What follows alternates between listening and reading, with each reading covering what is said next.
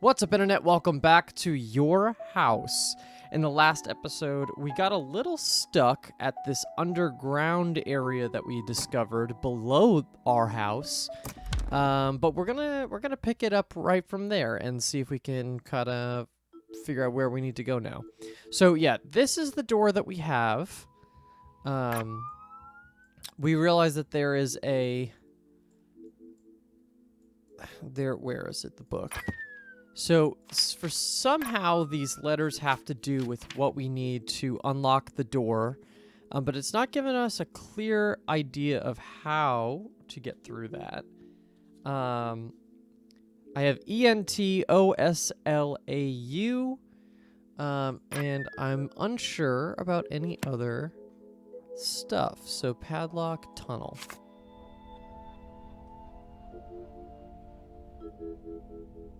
So here's our map, right? And we should do this probably. So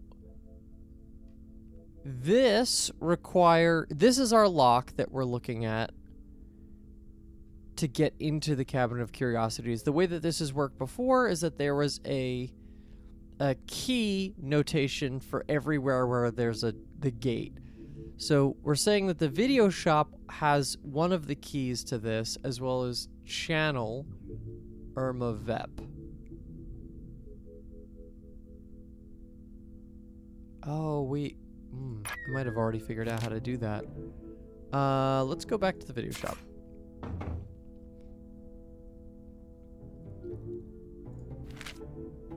So we found this. This is Irma Vep, right? This is Law of Tapes. So that's the thing that we were screwed up on last time. It was Law of Tapes. And I was trying to figure out what that did, and I still don't know really. But I think the thing I just realized is if going back to the map, so when I put the channel number here, I was confused about this too, the 735. I thought I had to put that in here, but what it needed to do is put that in the camera room. So how do I...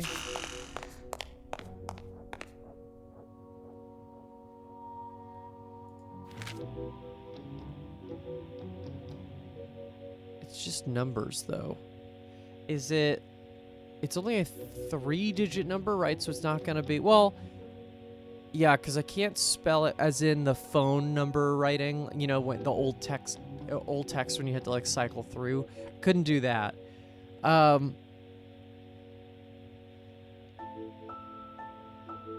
do I... Law of Tapes with this? How would that work?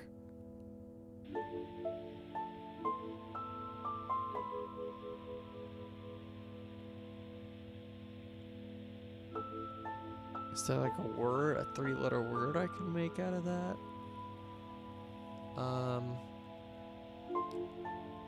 feel like it's gonna be easier than that.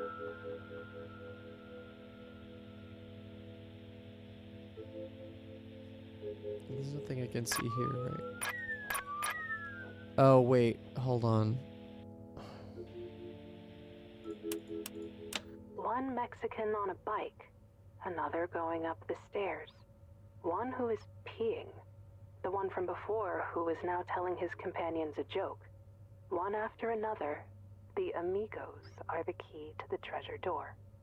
One Mexican on a bike. Okay, so first of all, what I figured out, it's just the number of letters per word, which is not great, but... One after another, the amigos are the key to the treasure door. Okay, so this is telling us which ones. One Mexican on a bike. One on a bike. Another going up the stairs. One up the stairs. One who is One's peeing. peeing. The one from before who is now telling his companions a joke. One after another, Okay, so let's figure out which ones are which there then.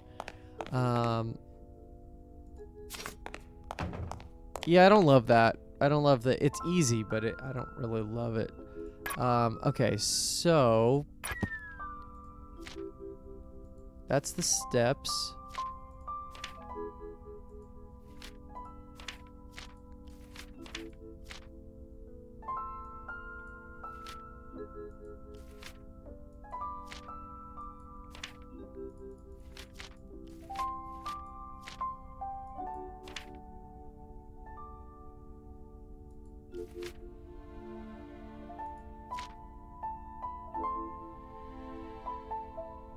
What did it say? One on a bike?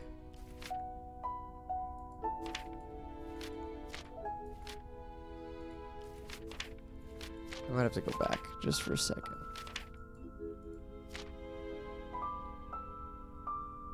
That's probably the peeing one. Oh, this is going to be the one on the bike because it's from the top down. So N E O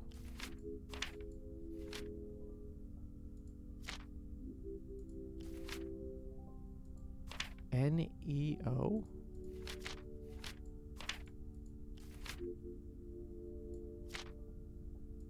N E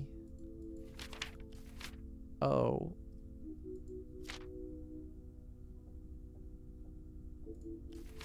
Oh, and it's right. So it's Octavio, Francisco, and Pedro.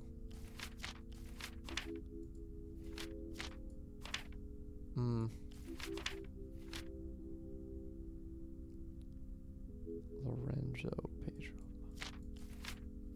I feel like Octavio's got to be in there. That's going up the steps.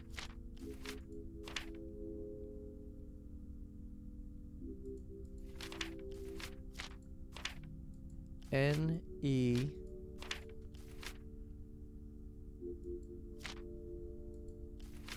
O. Oh, no. If maybe it's like nose? Let's see.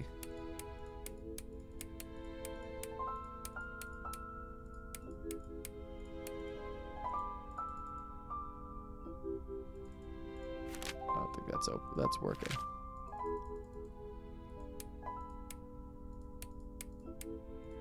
It was what? N-E-O? Oh, maybe neon. I don't want to guess, but I think that is a word I can make with.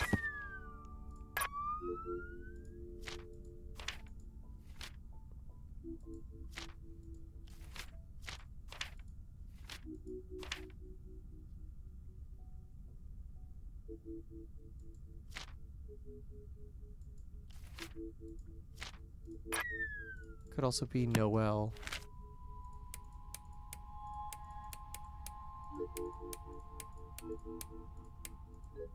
Got it.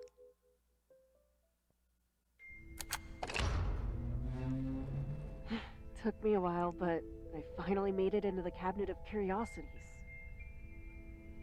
Was this your big secret? You collected jewels and works of art. But why would you hide them here? But hold on, it wasn't Serena who took all of this. It was someone called Leon. A genuine gentleman thief who elevated theft to an art form. His identity always remained a complete enigma, so everyone was always in the dark about his next move. The police were desperate to catch him, but the general public worshipped him like a hero. Even then, he still had to live in the shadows. Something we have in common. Hang on, what's my name doing there? It was just ready and waiting for me? What the hell does this all mean?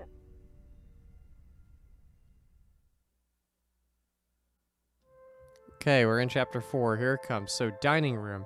Debbie's stomach growls as she begins to devour the bowl of milk and cereal. She's sitting at the large dining room table, surrounded by empty chairs, which her only company is the mysterious cat statue, who is watching her from next to the Count Chocula box. You'd think it was hungry too, she thinks as she gazes at the encrusted jewels. There's no doubt that it is a very valuable piece. The fact that it is stolen is what fascinates her most. She's always been attracted to illicit activities. Even as a child, she preferred villains to heroes. And despite only ever confessing it to a friend once, Debbie loves stealing. She's overcome by a fond feeling of complicity towards Leon. She imagines the adrenaline rush he must have felt as he carried out his daring heists, carefully planning them, executing them, and then reveling in his spoils. The last few years had been a wild time for Debbie. She'd broken every rule she possibly could. She'd become the school's bad girl, and she liked that. She enjoyed being bad and dangerous. One subject she excelled in was pulling pranks. She loved to play pranks, and the more elaborate they were, the better.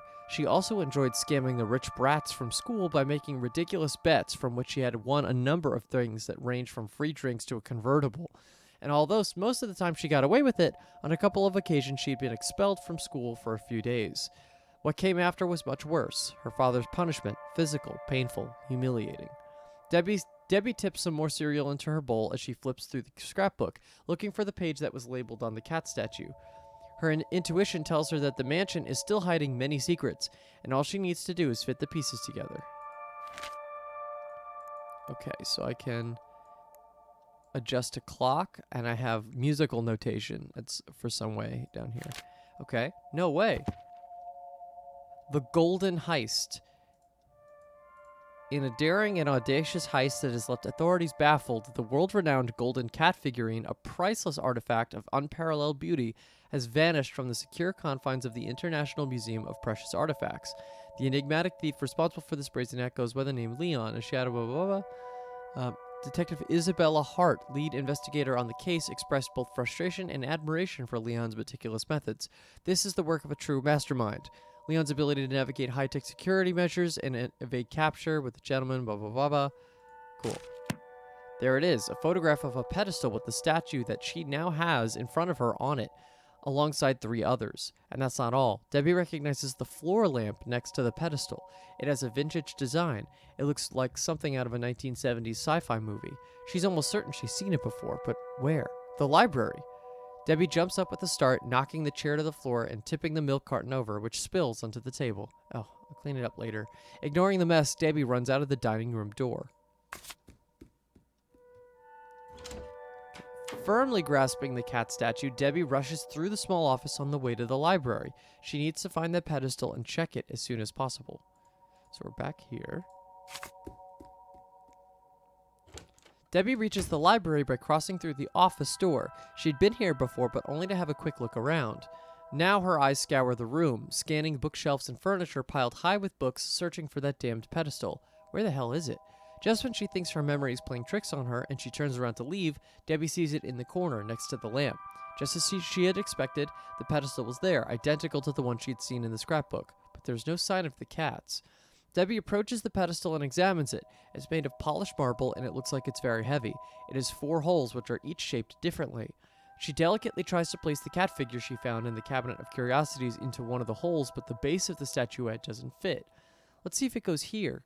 She mumbles as she tries to place the golden cat into another hole in the pedestal, but it doesn't fit in that one either. However, as she places it into the 3rd hole, she is finally able to firmly insert the figurine. What a cute little kitty, she says to herself, smirking. Debbie takes a couple of steps back to admire the pedestal thoughtfully. It's obvious that there are 3 missing figures that also must be placed on it. Okay.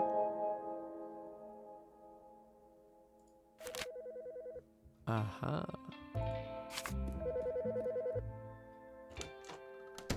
Still startled by the telephone ringing, Debbie returns to the office from the library and stops abruptly in front of the phone. Picking it up could only cause more trouble. The house is supposed to be empty. She's not supposed to be there at all. Or maybe she is. She rubs her sweaty fingertips together uncertainly. Come on, leave me alone. She holds her breath, waiting for the caller to give up. One more and I'm sure they'll hang up. The phone keeps ringing. What if it's for me? Debbie can't look away, but who would know I'm here? Hello, Debbie. I've been waiting to talk with you for a long time, you know. But first, you must listen to me very carefully. We don't have much time. Please, help me find my cats. They've gotten lost all over this massive house. Once they're all together, they'll give you a time. The time to cry. Okay, so that's the time we'll put on the clock back in the thing. After hanging up the phone, Debbie swallows hard and takes a minute to think. She almost feels relieved. She was afraid she'd hear her father on the other end of the line, angrily making threats and ordering her to come home at once. But no, the voice sounded unfamiliar, that reassured her. Whoever it is, someone wants to keep playing with her. All right, so that's how it's going to be, is it? She says and nods, plucking up her courage. Well, you asked for it. I'm going to get this over with, and I'm going to beat you. Feeling more determined than ever, Debbie walks out the door, prepared to find the 3 missing figures. Okay, where do we go, though? Living room. Debbie is a bundle of nerves as she enters the living room and starts pacing around in circles in an attempt to clear her mind. Her gaze falls on the huge couch that presides over the living room. The plush cushions seem to be calling her name. There are two means of refuge from the miseries of life: music and cats. Can't click on that one. Okay, not now. She has more important things at hand. She must find the missing figures. She wants to solve this damned mystery. She go to the hall, take the stairs, return to the dining room, go back to the library, or go into the office. Let's go to new places. Let's go to the hall. Debbie reaches the hall. From there, she can access a small guest toilet or return to the living room. Seems like I should be able to pull that, but let's go to the toilet. From the hall, Debbie slightly opens the bathroom door and pokes her head in, not quite convinced that this is the right place to be searching for figurines. It would be a miracle if I happened to find the cats here. She opens the door wide and turns on the light. After a quick glance around, she sees her reflection in the mirror and makes a face. "Here I am playing detective looking like this," she says as she fixes her hair with her fingers. Debbie sighs heavily as she realizes just how much of a hermit she has become since she arrived at the house. The truth is, she doesn't care, but deep down she misses getting all dressed up to go partying and break some guy's or girl's heart. But if it were me, I'd definitely hide one in here, she mutters to herself as she pictures the 4 cat-shaped statues. Okay, we're going back.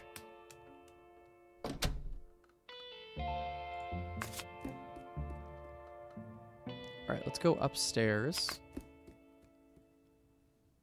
Debbie stands at the top of the stairs, just off the living room. She doubtfully rests her head on the wooden railing. What now? She could either go upstairs or go down to the floor below. Oh, no. Okay. Stairs. Upstairs. Okay, Debbie decisively climbs up the stairs and walks down the hallway. The old portraits hanging up on the wall seem to get a kick out of watching her scurry up and down. She likes some faces more than others, but even so, Debbie is now used to their condescending stares from beyond the grave. Without further ado, Debbie searches the study, the bedroom, and the dressing room. She turns all 3 rooms inside out, opening closets and drawers, pushing furniture aside, rummaging in every corner. However, there's nothing. The missing cats are not there. Exhausted, she leans her back into the wall in the hallway and drops herself down onto the carpet. Damn it, I can't give up now. Gathering her strength, she gets up. She still has 2 other places left to explore on this floor, the attic and the guest room. Alright, Debbie solemnly walks towards a door at the top of the mansion, the one leading to the attic. She's about to turn the knob, but it's locked. She always forgets that she can't get in there. It's one of those little things that still force her to feel like an intruder in the house. Someday I'll find the key. Someday. Debbie turns around and continues on her way down the hallway. Okay. Let's go to the guest room. Walking down the hallway, Debbie directs her steps towards the guest room. When she arrived at the mansion, it seemed to her that the most appropriate thing would have been to stay in this room. Someone has sent her the keys to the front door, sure, but she was still a guest. As soon as she opens the door, however, Debbie immediately remembers why she ruled out making the room her own. It's full of junk. Indeed, rather than a guest bedroom, it seems to be more like a storage room. The sophistication and refinement that set the rest of the rooms in this mansion apart, is conspicuously absent here. There is a bed, 2 pillows, sheets, blankets, towels, hangers, a closet, a bedside table, a bedside lamp, a mirror, a desk, a chair, several plants, a TV, books, magazines, an alarm clock, a wastebasket, a first aid kit, a closed trunk, a fan, a crib, an electric kettle, cups, glasses, a small fridge, maps and a tourist guides, a plug adapter, a vase with flowers, a toy box, a chess set. I see it, a cat figurine. Got it. That's funny. Yes, I found it! Debbie holds the cat figurine tightly and lifts it triumphantly above her head, jumping up and down with joy. After dusting it off, Debbie is able to see that the statue is made of shiny metal. She can't say for sure, but she's convinced it's sterling silver. I'll take you to the rest of the litter, she says as she watches the deformed reflection of her face on the metal surface of the figurine. Huffing and puffing, and trying not to trip over the pile of junk all over the floor, she steps it back out into the hallway. Not long to go now to finish her mission. Okay. So, let's go back downstairs. How about go below? As she walks downstairs and opens the basement door, Debbie immediately feels a little shiver. Everything is dark. The dim dusk light from the stairs barely illuminates the entrance to the room, so it's hard to get a sense of the real size of the basement. Debbie pats the wall on either side of the door, searching for a switch, but doesn't find one. She takes a step forward, but a sinister, musty smell brings her to a halt. Who knows what's down here? There's no point in insisting. If she keeps moving forward, she could easily trip or bump into something. I need a flashlight. There's got to be one around here somewhere. Resigned, Debbie turns back. So we need a flashlight. Let's go back to the living room. Let's go to dining room. The bowl of cereal and the overturned milk carton are still there, just as she left them earlier. What a mess, she sighs. After a sad attempt to wipe up the puddle of milk with some paper napkins, Debbie turns her attention to what really matters now, the cat statue. She kneels down in front of the glass furniture, cupboards, and cabinets that line the huge dining room table. She finds a bit of everything: silver cutlery, bohemian crystal-type goblets, porcelain tableware, but what about the cat? Come on, what are you hiding, kitty? Discouraged, she sits down on a chair and crosses her arms on the table, resting her chin on the cold wood. She glances at the clock out of the corner of her eye. How long have I spent searching? In front of her, there are 3 door-shaped possibilities: the kitchen, the office, or the living room. Let's go with the kitchen.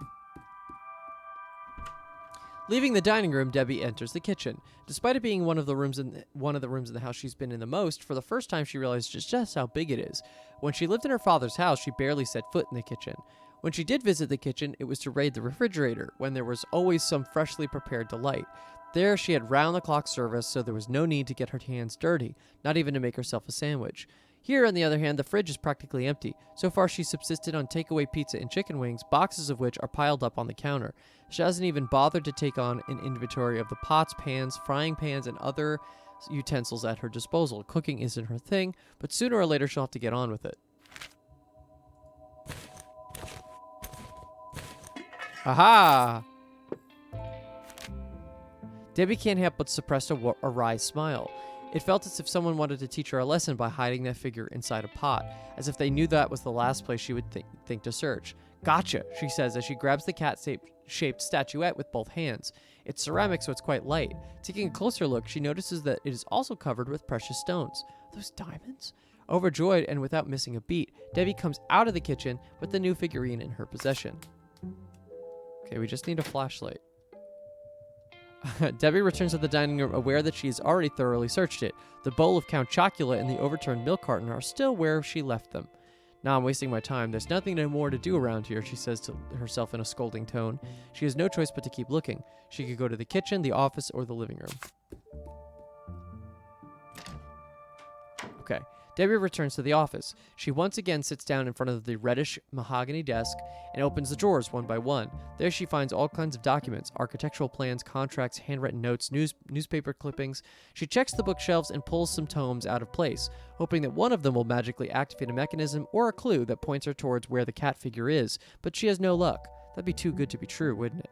When she's done, she bends down to look under the table, where she only finds dust gathering on the carpet. As she gets up, she bumps her head into the bottom of the desk. Ouch, she complains, although leaving empty-handed hurts her more than the blow.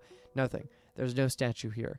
It's time to continue inspecting the rest of the house. She could try her luck by returning to the library or going back to the living room. Hello, Debbie. Okay, so that's the same thing. Let's go to the library. Debbie returns to the library. She ceremoniously approaches the shelf where the pedestal of cat-shaped statuettes is located. There are now a total of 3 cats on the pedestal. There's only one missing. One final push. Let's go. Debbie must keep looking. Okay, so I'm assuming the last one's in the basement. Okay, hall, stairs. Let's go back. Let's do another circle around.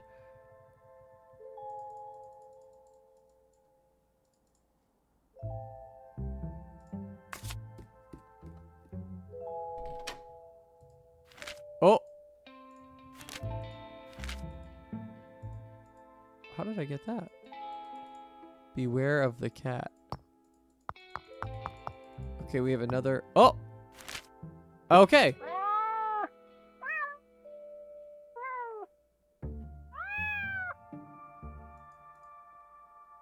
Finally! Finding them hasn't been easy, but I hope it was worth all the effort. Shaking like jelly, Debbie prepares herself to place the 3 cat-shaped figurines on the pedestal next to the one she originally found in the cabinet.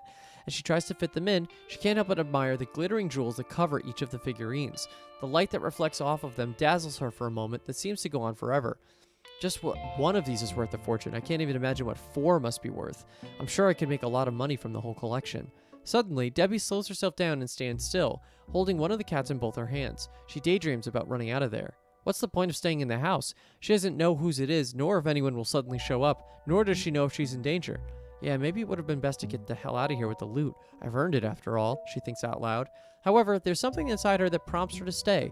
She's not sure what life awaits for her out there, but she can take a pretty good guess. On the other hand, she knows for certain that the secrets hidden in the mansion will haunt her for the rest of her life. No, she cannot afford that luxury.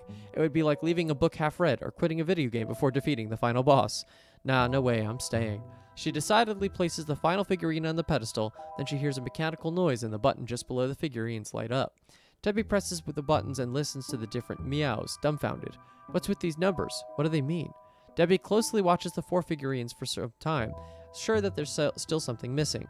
The only thing she's unsure about is whether to go to the dining room or go back to the office in search of a way to solve her problem. So yeah, I just don't know, I don't know what the hell that cat puzzle was. Maybe it was just clicking it? Okay. Debbie enters the dining room again. The stain left by the spilled milk is beginning to dry. She knows that the longer it takes for her to clean it up, the harder it will be, but she has her sights set on other things for now. I'll clean it up later on, I swear, she lies to herself. Tired, she takes another look at the cuckoo clock hanging on the wall. She finds it hard to believe that it's already 3 o'clock in the morning. She peers through the doorframe and indeed sees the light from the street lamp spilling in through the living room window. Far from being discouraged, she feels a spike of adrenaline. After all, she's always been a night owl. I have to beat this stupid game no matter what. Debbie feels that she's very close. That the answer is there right under her nose, hidden on the phone and in the cats. So, I think it's potentially this. There we go.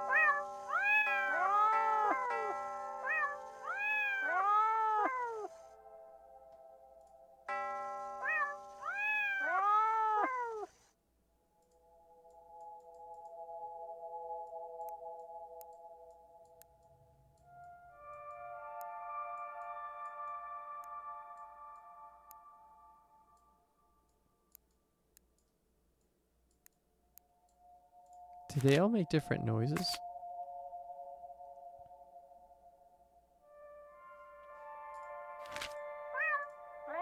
Oh, okay.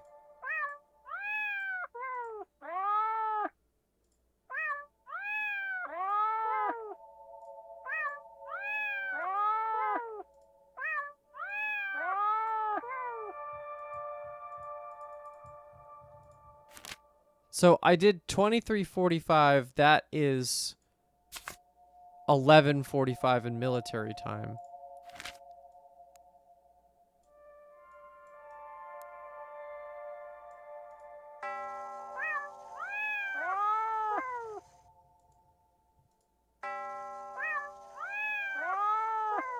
Wow, wow, wow, wow.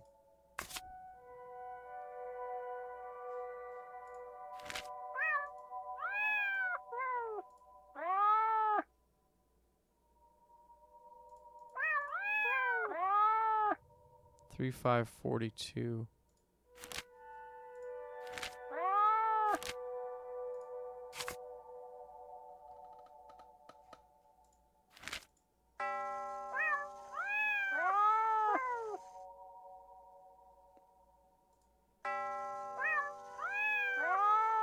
So it's the other way around. So it's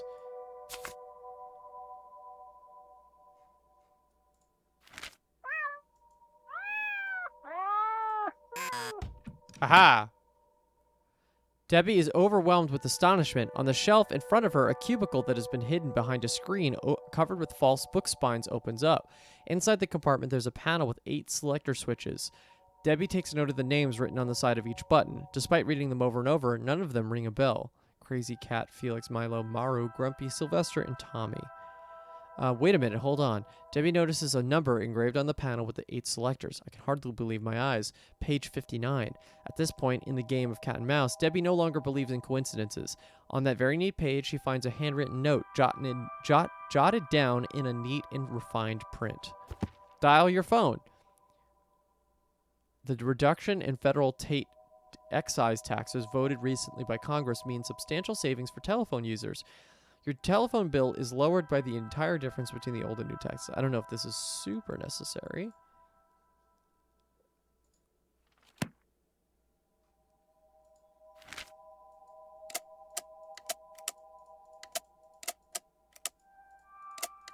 Okay, so we're just going to have to figure out which ones to press.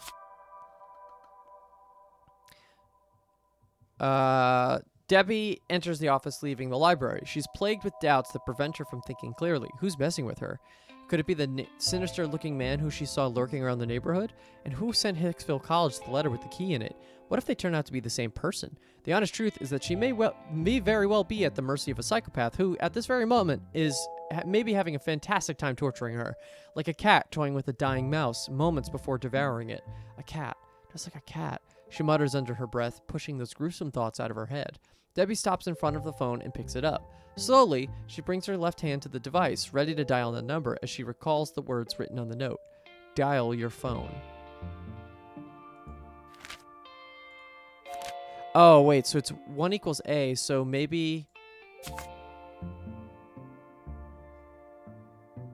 I just have to write down the number is going to be the number, the names in becoming the names becoming numbers. So Crazy Cat, Felix, Milo, Maro. Sorry, I'm writing these down. Grumpy, Sylvester, and Tommy. Okay, so I forget what is T is 20, isn't it? A, B, C, D, E. So J is 10. I know that for sure. J is 10. K, L, M, N, O, P, Q, R, S, T. Yes, so T is 20. So Crazy is 11, 18, 1, 26, 25. Cat is 3, 1, 20. Felix is 6, 5. KL 12. 9, 24. Milo JKM is 12. 9.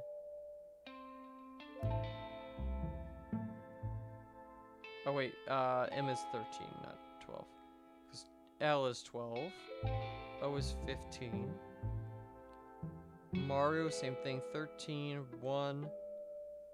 R is 18. U is 21. Grumpy, that's 7. Yes. 18, 21. 13. P. 16, 25. I'm gonna stop there just to see if this works.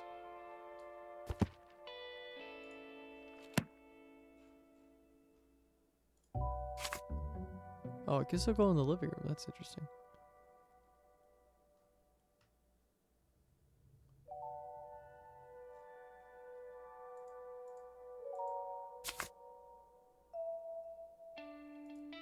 Okay. Let's see if this works. So let's do the easiest one first. So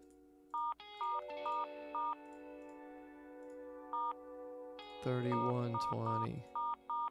Oh, or it could just be CAT.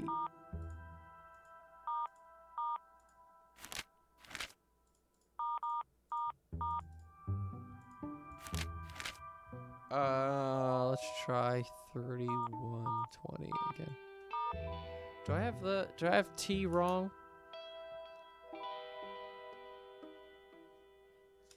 JKLMNOPQRST UVWXYZ. No. So I see the letters on here too. Obviously, I actually said that before, that could be a thing that we deal with.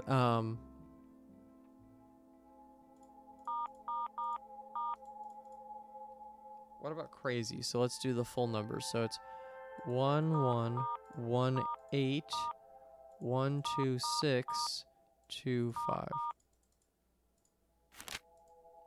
No, that's not working. So something has to be.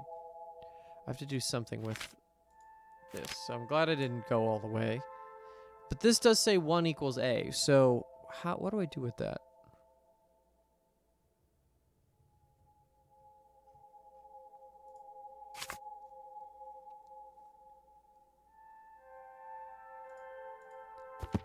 Dial your phone.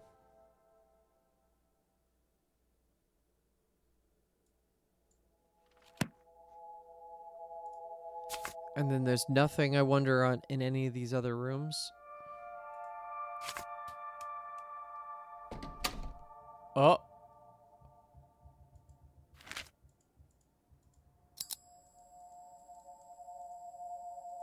Why are we able to do this now?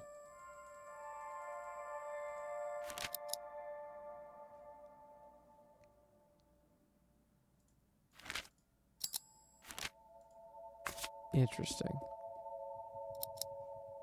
And then how about anything upstairs?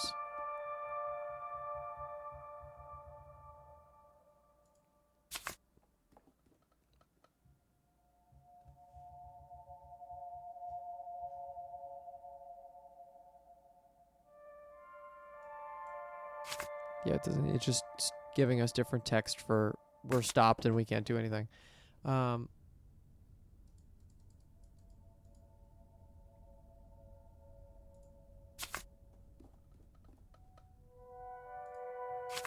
I think we have all the information we need. I think I just have to figure out what to do with it. Oh.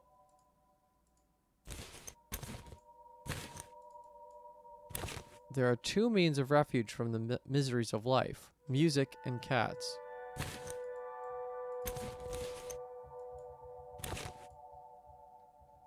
Four. 3. Unless it's...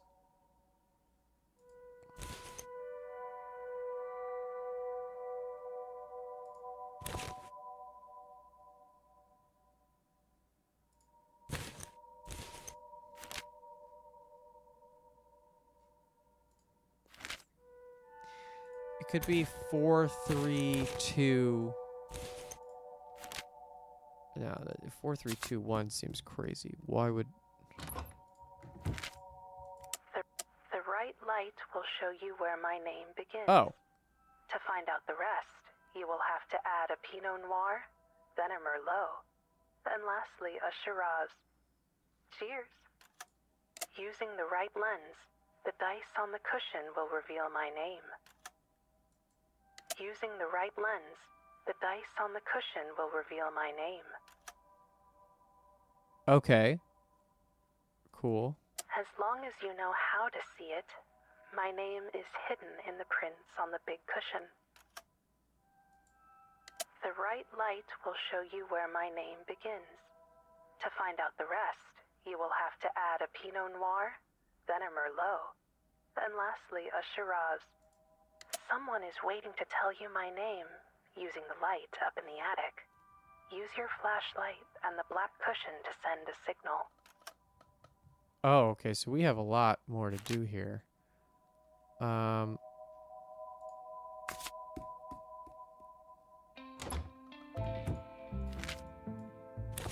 I grab these cushions, though?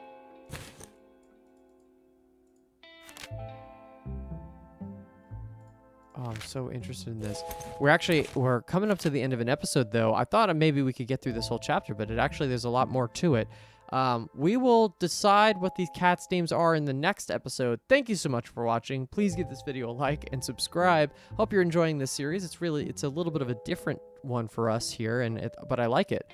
It's a cool, different game. We'll see you all in the next one. See you then.